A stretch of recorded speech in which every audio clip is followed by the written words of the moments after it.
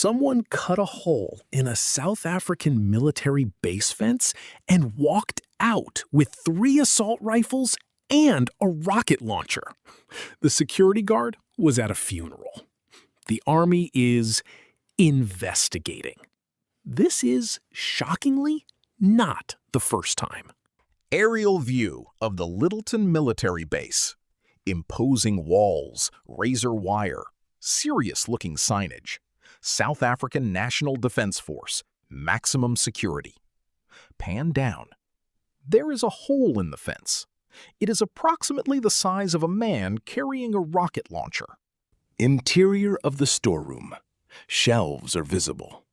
On one shelf, dusty staplers, a broken walkie-talkie, 3 cups with other people's names on them, an old calendar from 2019, and 2 empty spaces labeled Rocket Launcher X2 and R4 Rifles X3.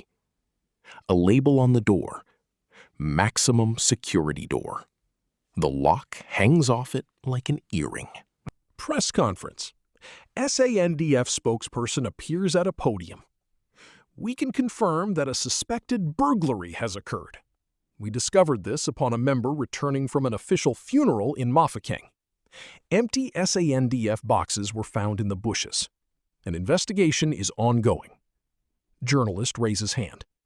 What kind of weapons were? Rocket launchers. Long silence. Flashback montage. This base in 2019. 19 rifles stolen. Cape Town 9 SAI Battalion. Rifles stolen. Simonstown Naval Base. Rifles stolen. A cartoon army general watches the montage in an armchair, eating popcorn.